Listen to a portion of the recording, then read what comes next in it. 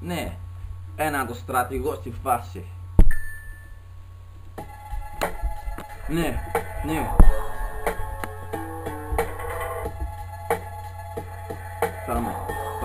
Πάμε.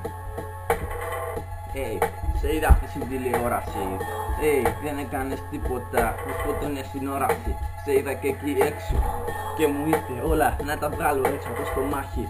Ό,τι έφαγα το μεσημέρι δεν με νοιάζει τι θα πεις. Τώρα πιάσε από το χέρι, θα σου δείξω τι έχεις κάνει πει πάνω. Και θα σε γαμάω, τώρα πάμε πάνω. Δες εκείνο εκεί ήταν ένα στρατόπεδο δίπλα απ' την ηλεκτρική. Το έκαναν εσείς πουτάνας, εσύ και όλοι αυτοί. Το όνομά σας είναι πολιτική. Κάνεις μας τον κόσμο, δεν σας θέλει. Πούτσο από το στρατηγό, η μάνα σου το θέλει. Σε κάνει πολιτικό, τώρα τι να πω, καταστρέφεις την Κύπρο.